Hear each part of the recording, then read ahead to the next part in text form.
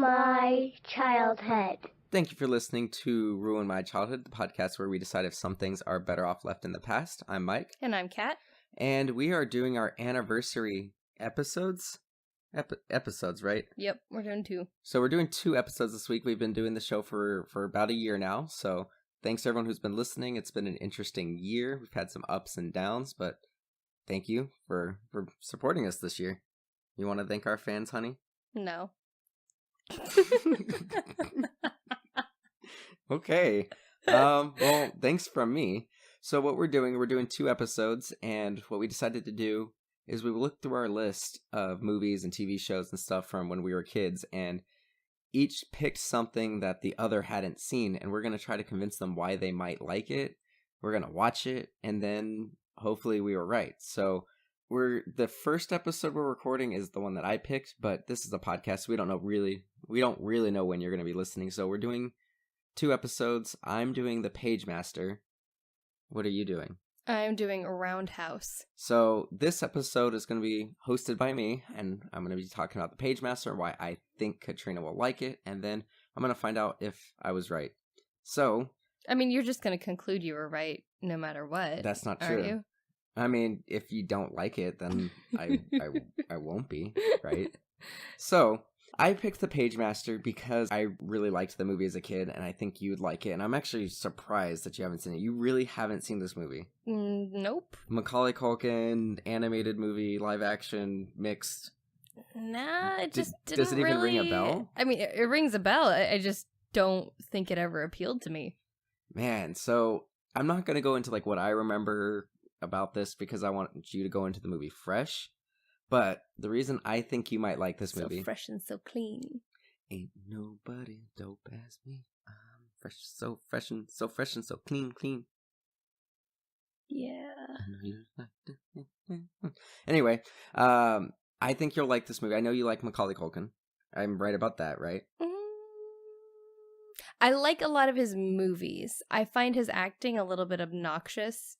I mean, he's a 90s overactor. Everybody in the 90s overacted. Exactly. But I know you're a big fan of Home Alone. I know, even though Richie Rich wasn't a great movie, I know we both had fun watching that when we covered it before. Right. And he's legitimately good in The Good Son. So I'm pretty sure you're going to like... I'm pretty sure you like his movies.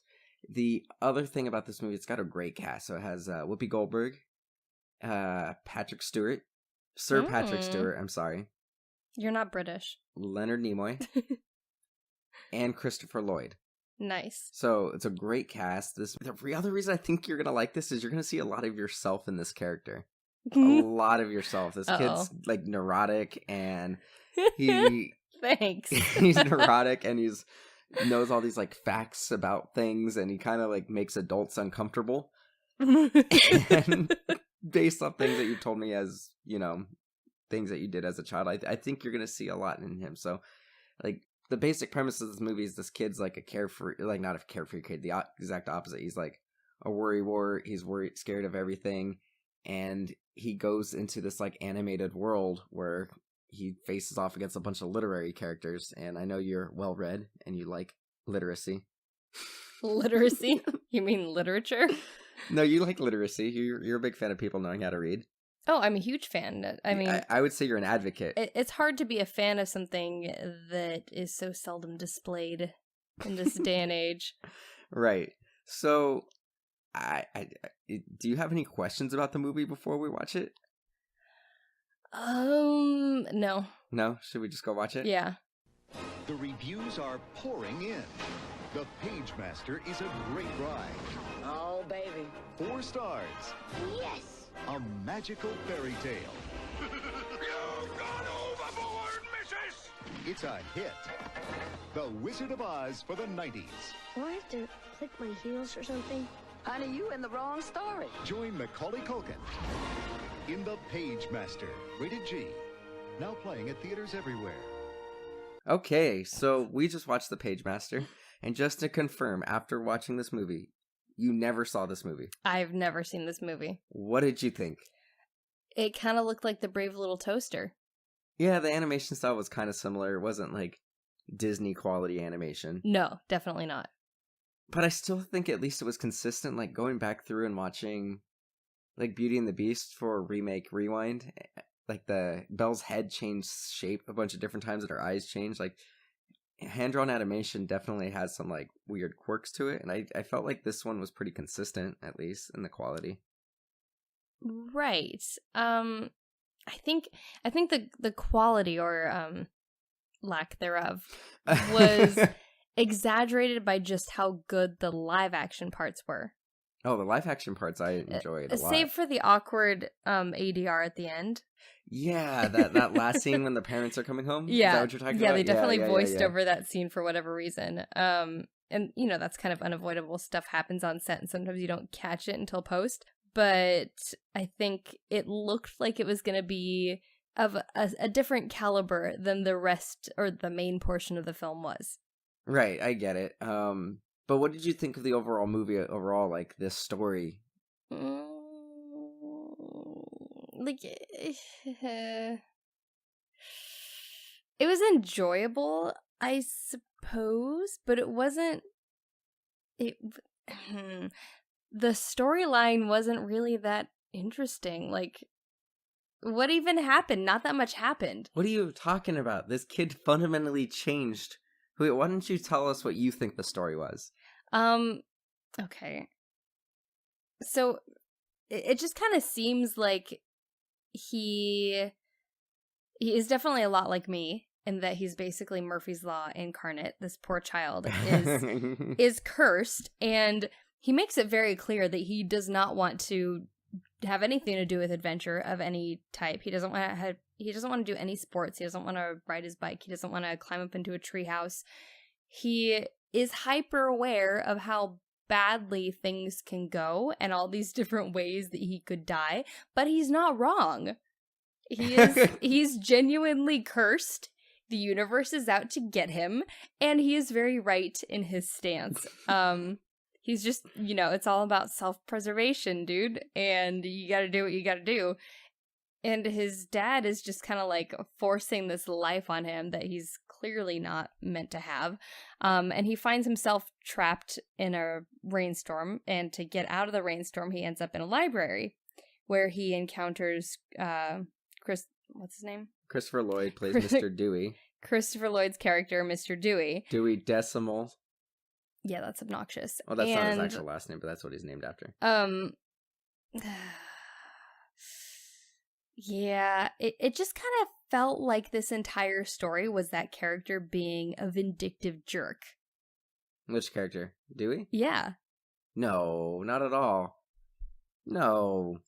It's like the classic tale of the person, like the mentor kind of like teaching the person how to be a better person and how to overcome the fears. He knew the kid for like 2 whole minutes before he sent him on this entire thing. You know, he was a magic man. It's a little bit he judgmental. Was a wizard. He was the Pagemaster. It's very judgmental. No, but the kid was okay. So you're right, like the whole Murphy's Law thing. So there's a point in the movie where his dad sends him to go buy a pound of nails, which is weird. Bit overkill. Like, I didn't know you buy nails by the pound. Yeah, you buy hardware by weight. Oh, okay. I mean, think about it, you get a box of 1,000 screws, and nobody's counting out 1,000 screws. I guess.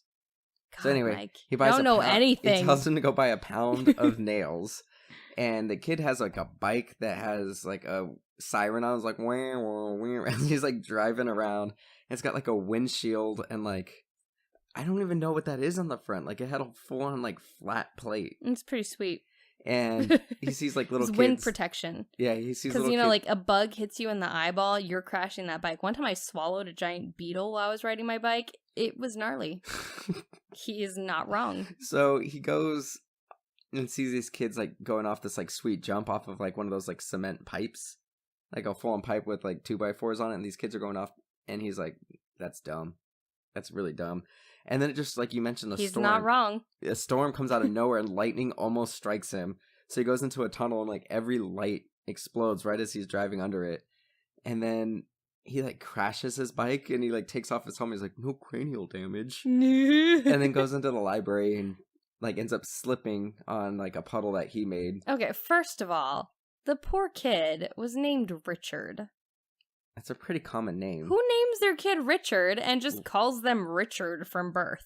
Nobody. Let's be real. He probably requested to be called Rick, Richard. His Ricky, dad probably called him Rich. Richie. And he's like, Dad, it is Richard. Did he? I'm sure that he's that kind of kid. Like, he does a thing where he's like talking about going up into the treehouse, and the dad's like, oh, come up here and bring up the nails. And he's like, that would have me climb up a ladder, and majority of accidents in the household involve ladders, and then X amount of accidents happen in tree, so there's an 11% chance that I'll get hurt on this ladder going up the tree. He wasn't wrong. How do you know he didn't climb up the tree? But things went wrong. Dad almost died falling out of that treehouse. So he's all aloof and uses like a pulley system, right, and like drops the bucket on the dad's head, and the dad flies out of the tree. By the way, the dad had some like gnarly bleach blonde hair going on in this movie. Oh, that guy always has that hair. No, he doesn't. He has like a natural blonde Ed Begley hair. Jr. always has a bleached blonde hair. It was very brassy. Yeah, he was very, very blonde. It looked but like, I feel like he always spray-on looked like blonde hair.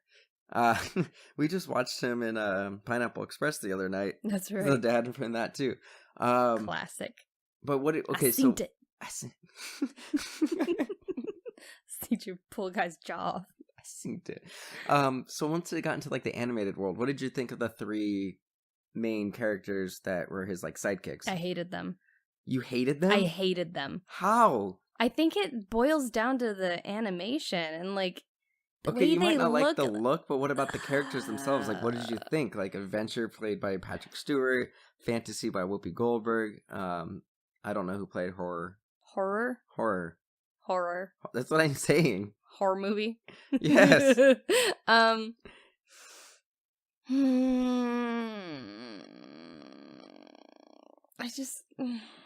They were obnoxious. Man, I'm really disappointed. Maybe if I watched it again, I would like it more, but I was so irritated by the crappy animation. You were also not really paying attention. Well, and to they the were movie. like these books, but they didn't really have pages. They were just like one solid color with like these awkward arms and faces.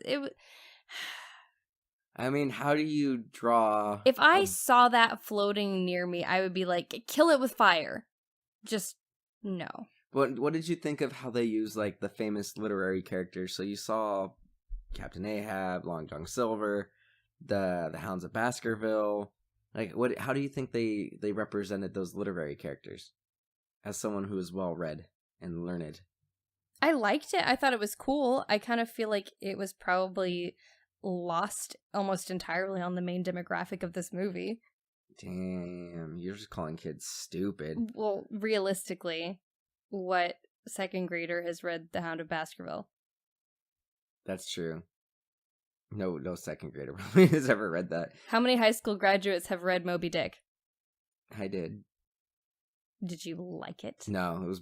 Exactly. Why reference a character and a book that everyone hates? We live in a society where most people don't even know why Starbucks has a mermaid in their logo. Why does it have... Starbuck?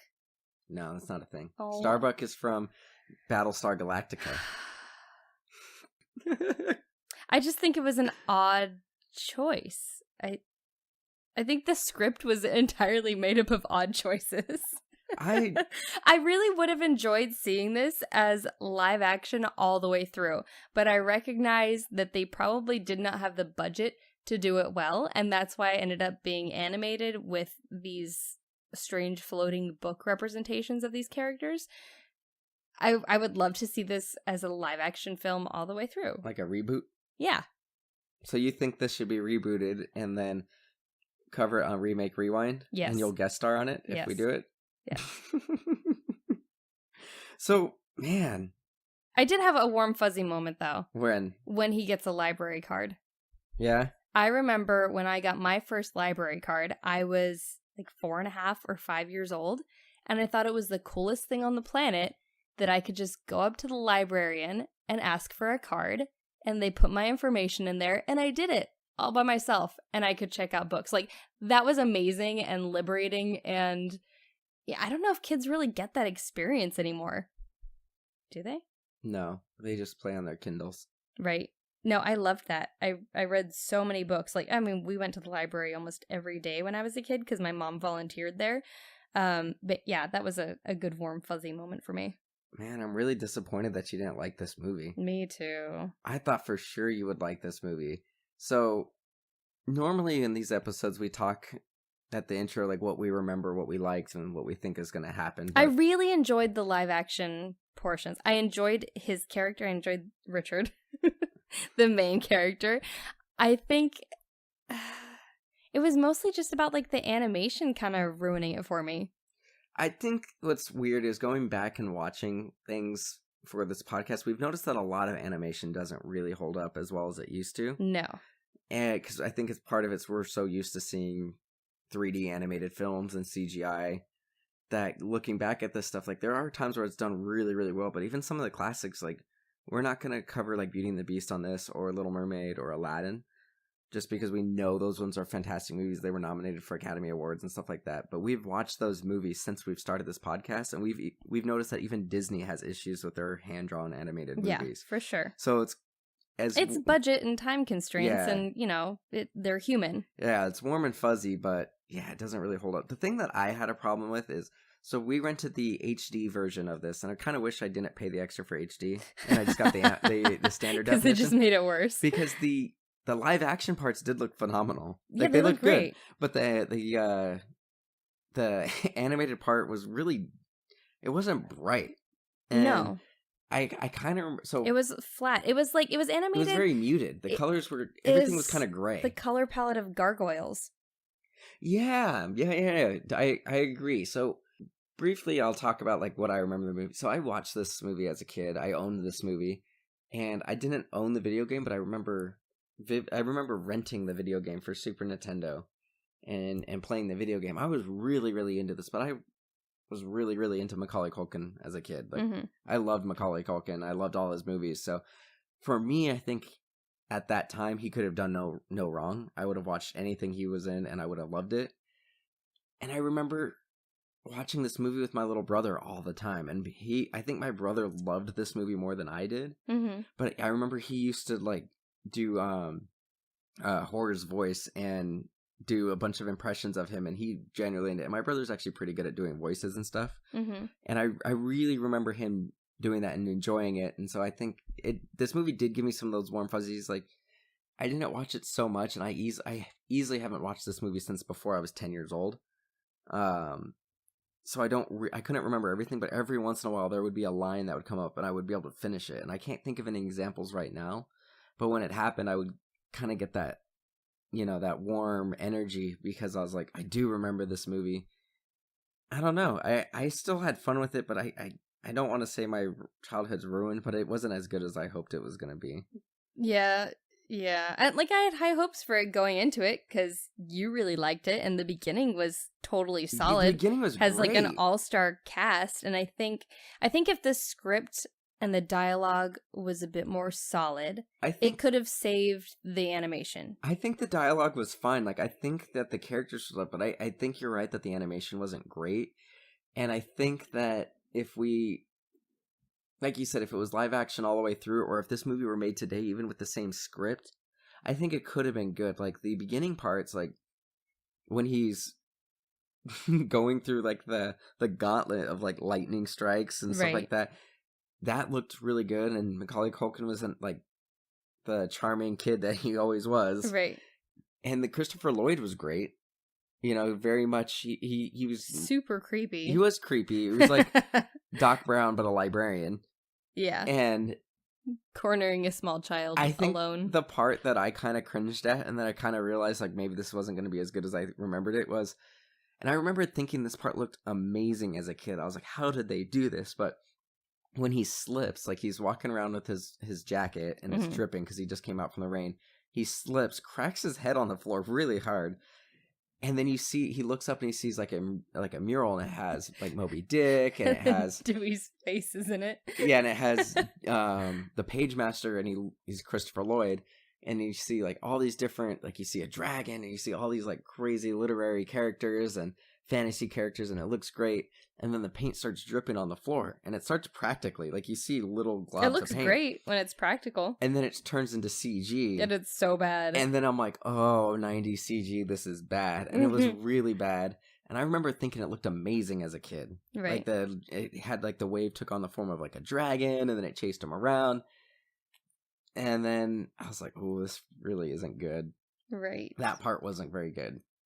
But I still think the dialogue works. I think the CG wasn't good, and I think it dragged a little bit. Like it just kind of went from definitely dragged. It went from like set piece to set piece to set piece, and it was just Richard being kind of a wuss the entire time. And it was like they were going through the motions, and like when he first starts out on the adventure, you see him, like walking off, and then Christopher Lloyd says, "What? When in doubt, look to the books." Look to the books. And you think that he's gonna like end up in some real legit peril and need to do more problem solving. He wasn't and like a lot of peril. What are you talking about? Have to have this incredible genius moment, and then be like, look to the books and figure it out. But the books did save him, though. Yeah. So, but it just wasn't as clever as I was hoping it would be. There's several points, like when Adventure is trying to get him to climb up a ladder, and he refuses to do it. So he opens up 20,000 Leagues Under the Sea, and the giant squid kind of like forces him to climb up. And then throughout the book, the others kind of show him like what they can do. So there's a point where they're fighting a dragon, and they're trying to run away. And Fantasy's like, open up this book to page like 1,000. And then it's Arabian Nights, and the flying carpet flies out, and they use the flying carpet to escape. And then he ultimately gets... this is my note on this. So all the books get kind of cornered, and the dragon's like trying to blow fire. So Adventure goes out and tries to sacrifice himself when he gets caught on fire. So Richard sees a dead knight with like armor and everything, and he picks it up. He's like, armor, a sword. And I'm like, that knight's dead. Right. You're it like, clearly didn't do much for him. So he like picks up the sword. And it's not even like Faye's taking stuff off of a dead person. Right. He takes the sword, he takes the helmet and the shield, and immediately the dragon just kind of looks at him and like wraps his tail around him, swallows him whole. But he uses a book inside. He uses Jack and the Beanstalk, and it makes a beanstalk go up and opens the dragon's mouth, and he finally escapes. But I do agree with you that it does feel like it's kind of going through the motions. Like the entire book, not the book, sorry. It was the entire, monotonous. The entire movie, it's just they encounter Dr. Jekyll and Mr. Hyde, and then fantasy and horror save them. Right, and it's odd that the palette doesn't really change throughout these different genres. No, it doesn't. The palette doesn't change, the music doesn't change. I thought there was so much missed opportunity for variety in when there. When they went to fantasy, it should have got a lot brighter. Right. And then when they go to the adventure thing, once again, they get saved by horror and fantasy. It's weird that Adventure didn't release it. Like, Adventure's with him the entire time, but he never really does anything to save the day. Right. And then, you know what I think this movie might be? I think this might be like a Jacob's Ladder movie, but for children. Yeah, except it wasn't even like really written for children. Yeah, it's weird, but it's definitely... I definitely feel like it's Jacob's Ladder, though, because the kid cracks his head, and then he has this like vivid fantasy of what his life would have been like if he takes adventure. So after he gets out of the animated world, he goes... But like, when does he get exposed to all of these books? I thought it would have been better if he like got sick and was having some twisted fever dream, like too much Robitussin or whatever. Like he actually went home from the library with some books, but it doesn't really make sense in the context that it happened. So the thing that what I think it is the main adversaries he finds are ones that everybody knows. Everybody knows who Captain Ahab is. Everyone knows who Long John Silver is. And everybody knows who Dr. Jekyll and Mr. Hyde are. But they didn't go through any big things of their story or anything like that. So it really could be like a kid who only has a loose understanding of who these characters are. Right. And the other reason I think that it could be like a Jacob's Ladder scenario, and maybe this kid died or is in a coma. Kermer. It's because Kermer. They go through like the adventure, and he saves the day, and he gets out of the library or the animated world, and he goes up to Christopher Lloyd, Mr. Dewey, and goes, I'd like to check out these books. And Mr. Dewey's like, oh, you can only take 2. And he's like, oh, this one time, can I have 3? And he's like, all right. That's a really low limit. But what's the thing that caused him to crack his head open? His jacket. Yeah. His jacket is missing when he wakes up from the middle of the floor. He wakes up in exactly the same space that he falls. His jacket's gone. He gets up on his bike, The bike is missing all the protective stuff. He doesn't have his jacket. He takes it off, sweet jumps, and then he goes into the treehouse, falls asleep forever. Forever, right? The kid would be concussed. Right. So I really think this kid died. Oh my god. And it's really dark. I like that fan theory. It makes it more interesting. Well, damn. I'm sorry. Disappointed that you didn't like it. Yeah, I mean, you were a little disappointed in it yourself. A little bit. Yeah, I'm going to say childhood ruined for me, and I guess... I don't know how this movie got made, honestly. In the way that it was. Like I said, it would be freaking fantastic live action. I think they could do some really amazing things with all of the fantasy aspects and the literary aspects. Maybe it was just made too early. It was, yeah. Although, like, it was Goonies, ahead of its like, time. they could have done it like Goonies or right. anything like that. Like, yeah, I think you're right. Live action would have been better. Yeah. Well, damn. All right, so... It did have some fun moments in it, though. Yeah, I did like this one line where, I don't remember exactly what he said, but Adventure's like, I'm gonna go try to fight off this dragon, and he says something sweet, and he ends up kissing Fantasy, and then they're in the real world, and he's like, falls asleep, and he's like snuggling his books, and you see them, the 3 books, like as shadows, and he says something to, like, Fantasy along the lines of, like, hey, you want to curl up with a good book? Meaning, like, he wants to bang. And then, they don't even have bodies. They've just got those monstrous faces with arms sticking out of the side. Yeah, and then he goes, you know what would make this a happy ending? A kiss. And then Horror goes, okay. And then, like, you hear us, mwah. And he's like, and then Adventure goes, like, I meant her. It's weird that Patrick Stewart did this movie. It is very odd. This movie had 3 people from Star Trek in it. Yeah, and I had Whoopi Goldberg kind of like at the height of her billability. Yeah, this is the same year that she was in Lion King, and she's coming off of Sister Act. Yeah, she Sister did a bunch Act of 2 movies. right after, probably. Star Trek: The Next Generation was still on. She was on that. Mm-hmm. Leonard Nimoy played Dr. Jekyll and Mr. Hyde.